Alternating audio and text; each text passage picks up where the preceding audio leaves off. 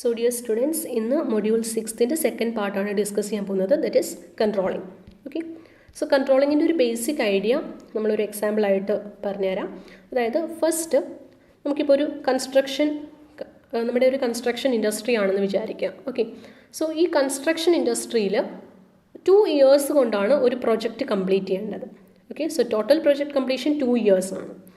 So അതിനെ നമ്മൾ different mile stones ആയിട്ട് ഡിവൈഡ് ചെയ്യണം. അതായത് ആദ്യത്തെ 1 year, 2 year. ഓക്കെ, ഇങ്ങനെ ഡിവൈഡ് ചെയ്യാം.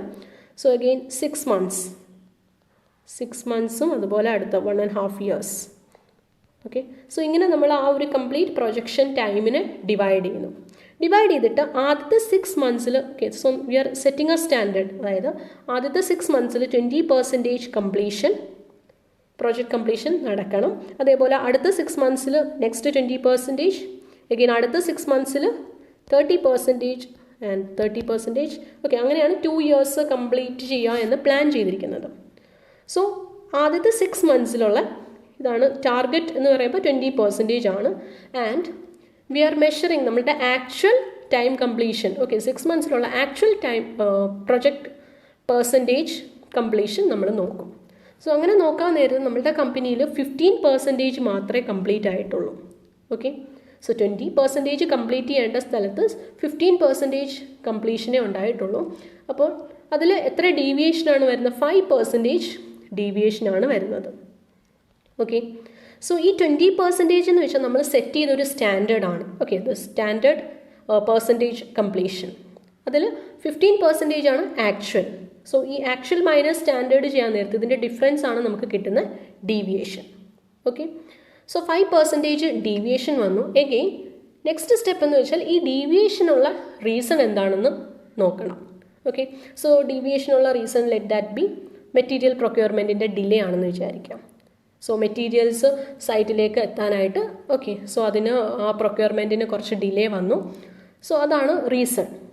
സോ ഇതിന് എന്ത് കറക്റ്റീവ് ആക്ഷൻസ് ആണ് അല്ലെങ്കിൽ എന്ത് നെസസറി സ്റ്റെപ്സ് ആണ് ഇത് നമുക്ക് ക്ലിയർ ചെയ്ത് മുന്നോട്ട് പോകാനായിട്ട്? അതായത് നെക്സ്റ്റ് കമ്മിങ് ഇയേഴ്സ് ഇനിയുണ്ട് ഒരു 1.5 years. സോ ഈ 1.5 years-ൽ നമുക്ക് ഇതെങ്ങനെ ക്ലിയർ ചെയ്തിട്ട് മുന്നോട്ട് പോകാം? ഓക്കെ. സോ അതിന് എന്ത് കറക്റ്റീവ് ആക്ഷൻ ആണ് എടുക്കേണ്ടത്? സോ ഇതാണ് കൺട്രോളിങ് പ്രോസസ്സ്. ഇങ്ങനെ ഒരു റെഗുലേറ്ററി പ്രോസസ്സിനെയാണ് നമ്മൾ കൺട്രോളിങ് എന്ന് പറയുന്നത്. ക്ലിയർ അല്ലേ? So first we are setting a standard. എന്നിട്ട് ഈ സ്റ്റാൻഡേർഡ് നമ്മളുടെ ആക്ച്വൽ ആയിട്ട് മെഷർ ചെയ്യുക. അതിൻ്റെ ഡിഫറൻസ് അല്ലെങ്കിൽ ഡീവിയേഷൻ കണ്ടുപിടിക്കുക. ഡീവിയേഷൻ എന്താണ് റീസൺ എന്ന് നോക്കുക. ആ റീസണിന് വേണ്ട കറക്റ്റീവ് ആക്ഷൻ എടുക്കുക. Okay. So this is the basic idea of controlling. So controlling means measurement of actual പെർഫോമൻസും എന്നിട്ട് കറക്റ്റീവ് ആക്ഷൻ എടുക്കുക. Okay. So it measures deviation അല്ലെങ്കിൽ ഡിഫറൻസ് മെഷർ ചെയ്യും. എന്നിട്ട് we are taking the corrective actions. Okay. So it is a regulatory process. And ഇതിൻ്റെ purpose എന്ന് വെച്ചാൽ നമ്മളൊരു ടാർഗറ്റ് വെച്ചിട്ടുണ്ട്. ആ ടാർഗറ്റിൽ ഓർഗനൈസേഷൻ ആ ടാർഗറ്റ് ഫോളോ ചെയ്യുന്നുണ്ടോ എന്നൊരു മെഷർ ചെയ്യാനായിട്ടാണ്. അതിനുവേണ്ടി ആ ഒരു റെഗുലേറ്ററി പ്രോസസ്സാണ് കൺട്രോളിങ്. ഓക്കെ. ഇനി വേറെ ഇമ്പോർട്ടൻറ്റ് റോൾസ് എന്ന് വെച്ചാൽ to cope up with uncertainty, okay, detecting irregularities, identifying opportunities, future opportunities ഒക്കെ ഐഡൻറ്റിഫൈ ചെയ്യാൻ പറ്റും. Okay. Handling complex situations, decentralizing authorities etcetera.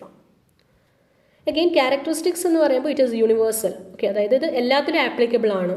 Right from യൂണിവേഴ്സിറ്റീസിൽ നമുക്കിത് അപ്ലൈ ചെയ്യാം, ഓർഗനൈസേഷൻസിൽ അപ്ലൈ ചെയ്യാം. ഓക്കെ, മാനുഫാക്ചറിങ് ആയിക്കോട്ടെ അല്ലെങ്കിൽ എന്തെങ്കിലും ബിസിനസ് ഓർഗനൈസേഷൻസ് ആയിക്കോട്ടെ. So everywhere we can apply this controlling process.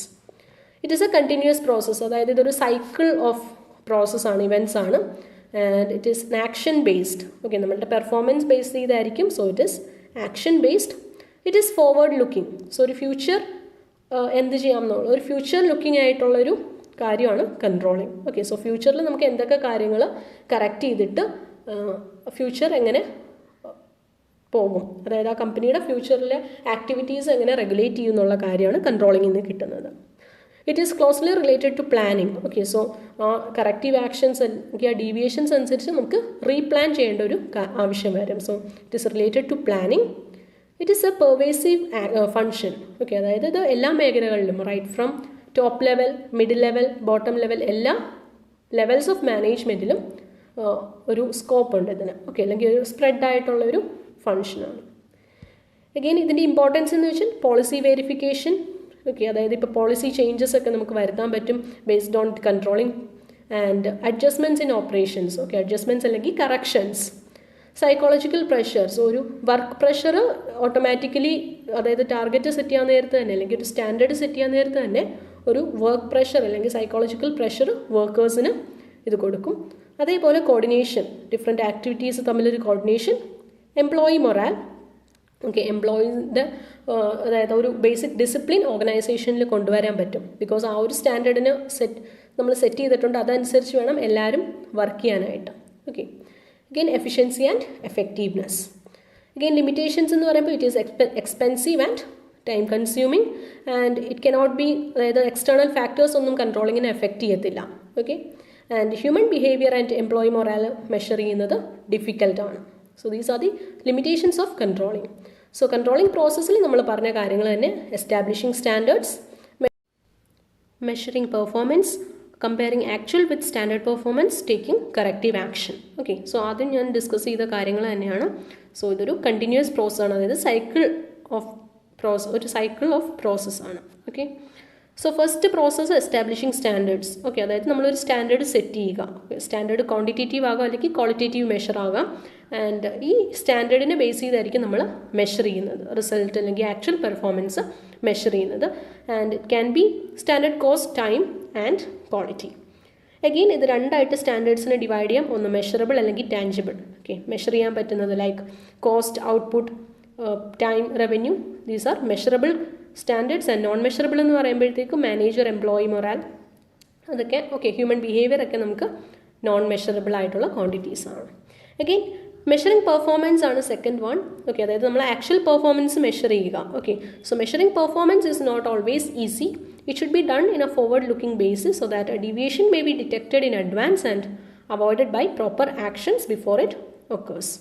So forward basisൽ നോക്കണം, അതായത് മാക്സിമം നമ്മൾ ഡീവിയേഷൻസ് ആക്ച്വൽ പെർഫോമൻസിൽ ഡീവിയേഷൻസ് വരാത്ത രീതിയിൽ വേണം ആക്ഷൻസ്, ആക്ടിവിറ്റീസ് കൊണ്ടുപോകാനായിട്ട്.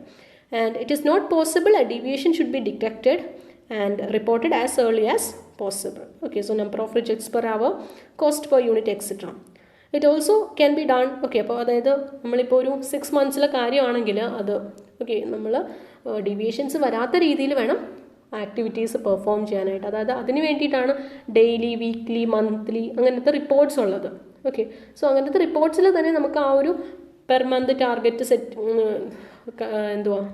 അത് റീച്ച് ചെയ്തോ അങ്ങനെയുള്ള കാര്യങ്ങളൊക്കെ നോക്കാൻ പറ്റും. ഓക്കെ, സോ അങ്ങനെയാണ് പെർഫോമൻസ് മെഷർ ചെയ്യുക. And again comparing this actual with standard. Okay, അതിനെയാണ് ഡീവിയേഷൻ എന്ന് പറയുന്നത്. That is the gap or the difference between actual performance and planned targets.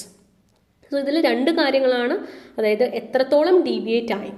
Okay, അതായത് ഒരു പോസിറ്റീവ് ഡീവിയേഷൻ ആണോ, നെഗറ്റീവ് ഡീവിയേഷൻ ആണോ, അതോ ഈക്വൽ ആണോ. ഓക്കെ, അതേപോലെ തന്നെ എന്താണ് കോസസ്. ഓക്കെ, സോ ഈ കോസസ് കണ്ടുപിടിക്കണമെങ്കിൽ അതിനൊരു പ്രോപ്പറായി അല്ലെങ്കിൽ ടൈംലി ഇൻഫർമേഷൻസ് നമുക്ക് കിട്ടണം. ഓക്കെ, സോ അങ്ങനെയാണ് കമ്പയർ ചെയ്യുന്നത്. So for that we need extent of deviation and causes. So causes കിട്ടിക്കഴിഞ്ഞാൽ we can take the corrective necessary actions എടുക്കാൻ പറ്റും. Okay, so the management should take necessary actions എന്നിട്ട് ഈ actions future ആക്ടിവിറ്റീസിലേക്ക് implement ചെയ്യുക. Okay, so അതിന് റീപ്ലാൻ ചെയ്യേണ്ടി വരും, അവരുടെ ഗോൾസ് മോഡിഫൈ ചെയ്യേണ്ടി വരും. Okay, so reassignment or clarification of duties, additional staffing, training and development, so ഇങ്ങനെയുള്ള എന്ത് കറക്റ്റീവ് മെഷേഴ്സ് വേണമെങ്കിലും എടുക്കാം. Okay, so this is the basic control. So next topic is control as a feedback system. So on the basis of time frame, okay, time frame എന്ന് വെച്ചാൽ we already said that controlling process is a time consuming process. Okay, so based on that time frame use ചെയ്തിട്ട് നമുക്ക് 3 ടൈപ്പിൽ classify ചെയ്യാം. That is feedback or historical control, concurrent control and feed forward control. Okay, ഇതിൽ first one feedback.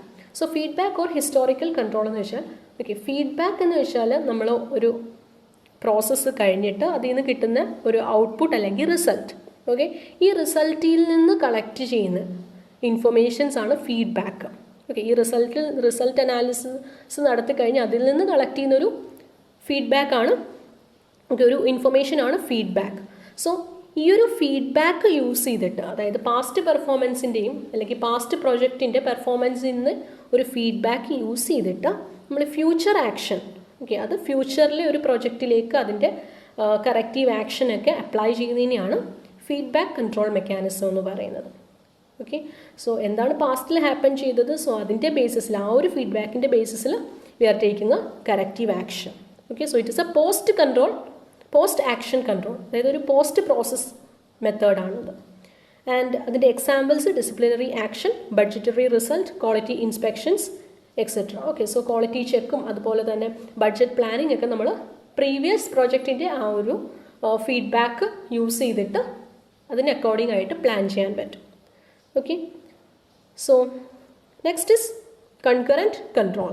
So concurrent control എന്ന് പറയാൻ നേരത്ത്, so here ഒരു ചാർട്ടാണ്, ഞാൻ ഇത് കൺട്രോൾ ചാർട്ട് എന്നാണ് ഇതിന് പറയുന്നത്, ഇതിൻ്റെ എക്സാമ്പിളാണ്. ഓക്കെ, കൺകറൻറ്റ് കൺട്രോളിൻ്റെ എക്സാമ്പിളാണ് കൺട്രോൾ ചാർട്ട്. സോ ഇവിടെ ഈ ഒരു കൺട്രോൾ ചാർട്ടിൽ, സോ കൺകറൻറ്റ് എന്ന് പറഞ്ഞാൽ ആ ഒരു ഓൺഗോയിങ്, അതായത് റിയൽ ടൈം കൺട്രോളിനെയാണ് കൺകറൻറ്റ് എന്ന് പറയുന്നത്. അതായത് ഒരു ഓൺഗോയിങ് പ്രൊജക്റ്റ്, ആ ഓൺഗോയിങ് പ്രൊജക്റ്റിൻ്റെ നമ്മൾ from the very first month, okay, suppose ആ ഒരു പ്രൊജക്റ്റ് കംപ്ലീറ്റ് ചെയ്യാൻ 1 ഇയർ എടുക്കുമെങ്കിൽ അതിൻ്റെ ആദ്യത്തെ മന്ത് തുടങ്ങി, ഓക്കെ, അതിൻ്റെ ആ ഒരു കംപ്ലീഷൻ ടൈം വരെ നമ്മൾ ഓരോ സ്റ്റേജിലും we are taking the corrective measures.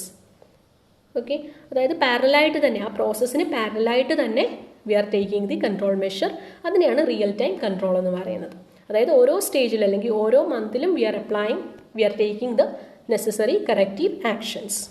Okay, so it is a flexible one which changes according to the anticipated changes. Okay, so ഇതെന്ന് വെച്ചാൽ ഇവിടെ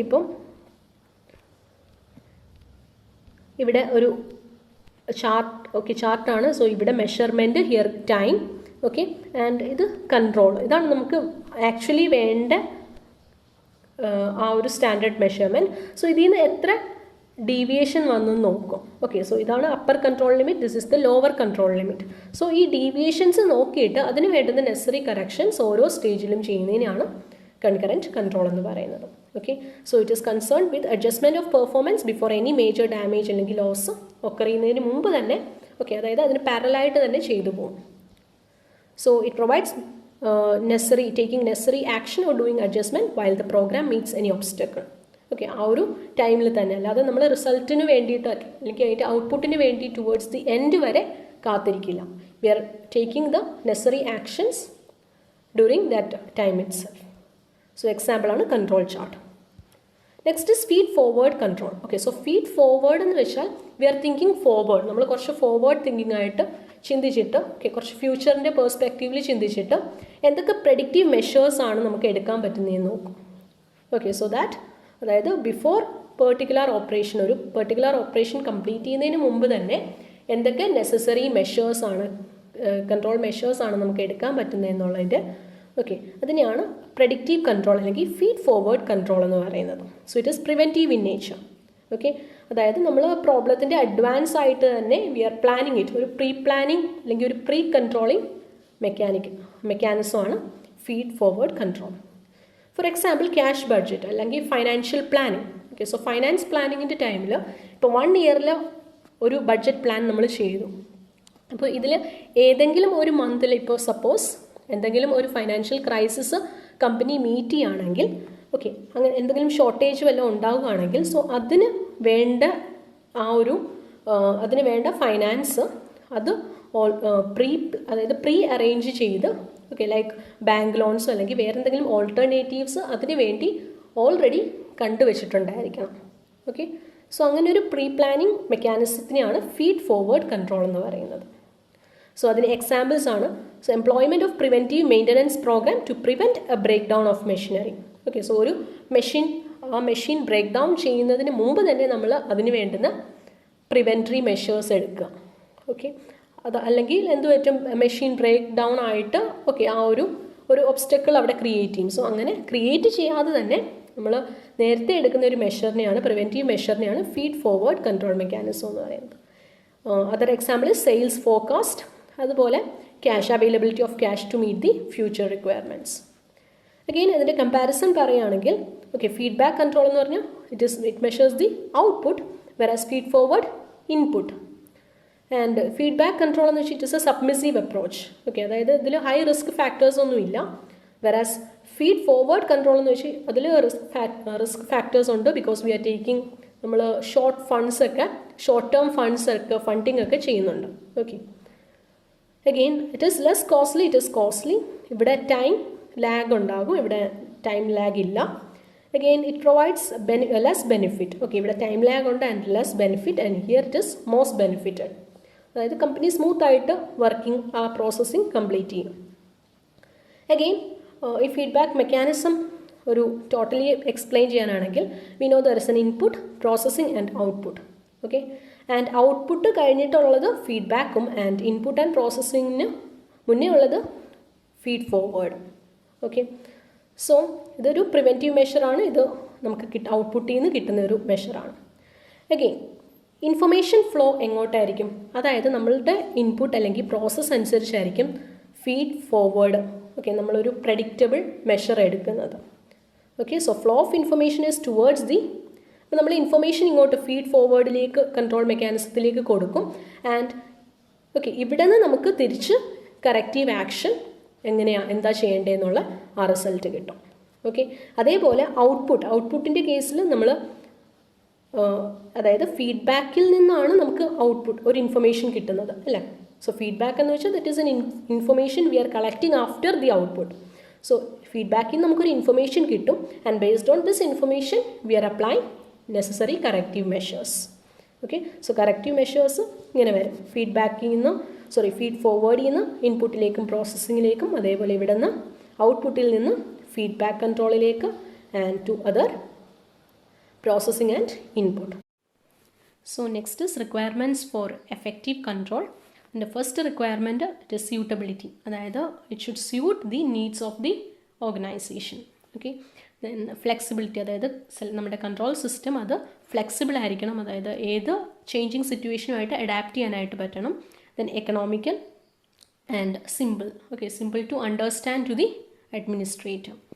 Again നെക്സ്റ്റ് ഇസ് മോട്ടിവേഷൻ. അതായത് ഒരു ഗുഡ് കൺട്രോൾ സിസ്റ്റം എന്ന് വെച്ചാൽ അത് it should give attention to human factors.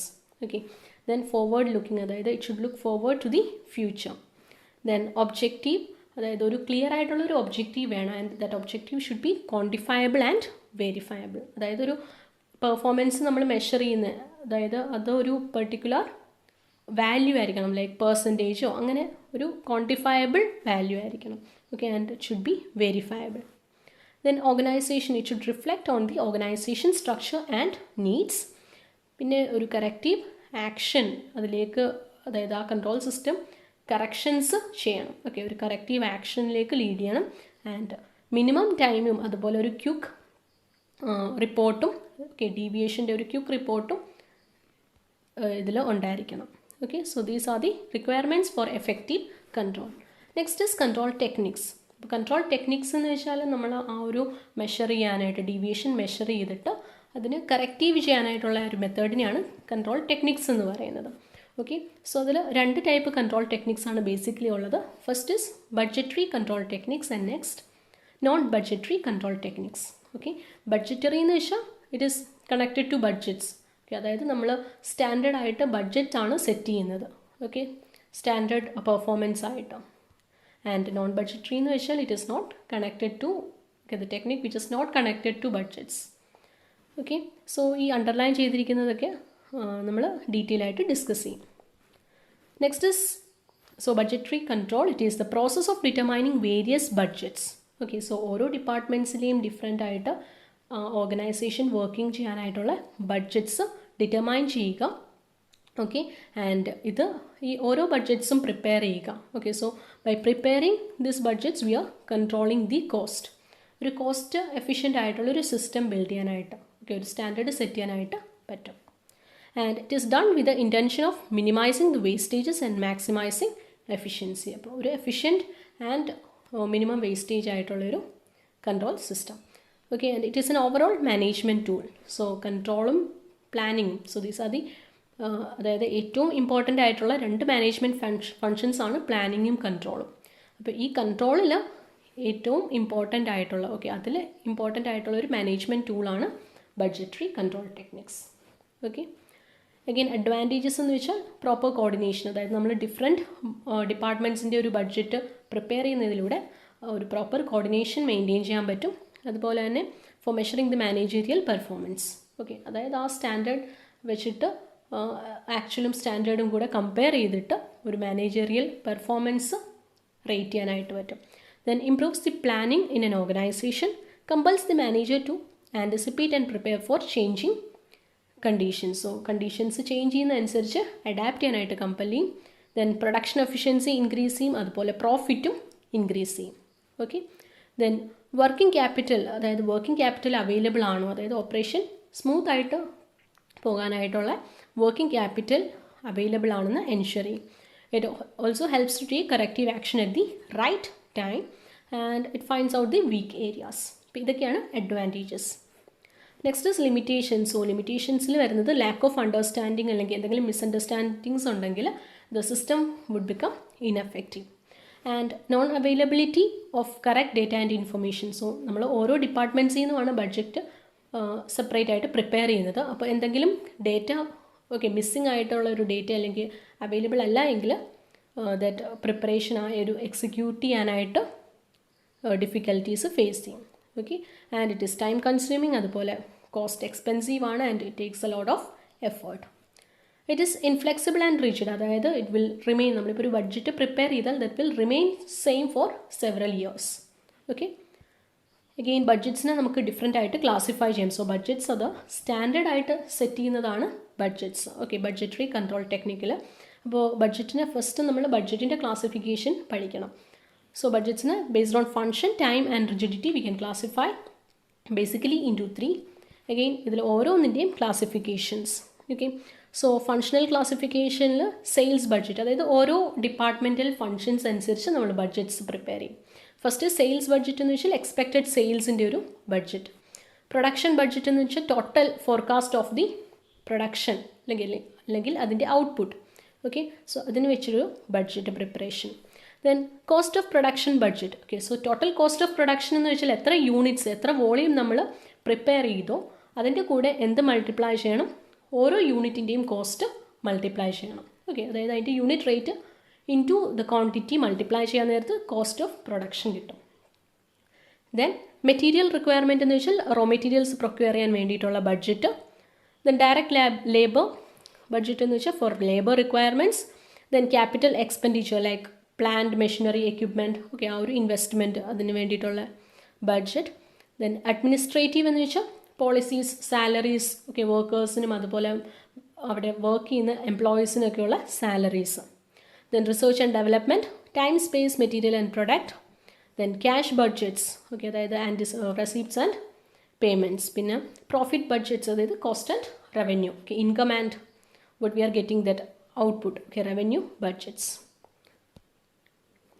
Again time classification. So based on time, long term, short term and current. Long term എന്ന് പറയുമ്പോൾ 5 to 10 yearsന് വേണ്ടി പ്രിപ്പയർ ചെയ്യുന്നത്, and 1 to 2 years it is short term, and week to months, അതായത് current day to day activities ആണെങ്കിൽ the current budget. Again rigidity എന്ന് വെച്ചാൽ based on the its flexibility. Okay, അപ്പോൾ അത് ഫിക്സ്ഡ് എന്ന് വെച്ചാൽ ഇറ്റ് ഈസ് റിജിഡ്, ഒരു rigid ആയിട്ടുള്ള budget that remains the same, അത് fixed budget. Then flexible. Then alternative budgets എന്ന് വെച്ചാൽ ഡിഫറെൻറ്റ് ലെവൽസ്, അതായത് low level, bottom level and top level. So ഇത് ഓരോ ലെവൽസിലെയും മാനേജേഴ്സ് പ്രിപ്പയർ ചെയ്യുന്നത്, സെപ്പറേറ്റ് പ്രിപ്പയർ ചെയ്യുന്നതാണ് alternative budgets. Okay, again supplementary budgets എന്ന് വെച്ചാൽ ഒരു ഇനിഷ്യലായിട്ട് പ്രിപ്പയർ ചെയ്യുന്ന ബഡ്ജറ്റ്, അതായത് മിനിമം ഒരു പ്രിലിമിനറി ആയിട്ട് നമ്മൾ ക്രിയേറ്റ് ചെയ്യുന്ന ഒരു ബഡ്ജറ്റാണ് supplementary budget. Okay, so this will be the minimum budget. And master budget എന്ന് വെച്ചാൽ എല്ലാ ഫങ്ഷണൽ ബഡ്ജറ്റ്സും കൂടെ അതിൻ്റെ എല്ലാം ഒരു ടോട്ടാലിറ്റിയാണ് മാസ്റ്റർ ബഡ്ജറ്റ്. Okay, so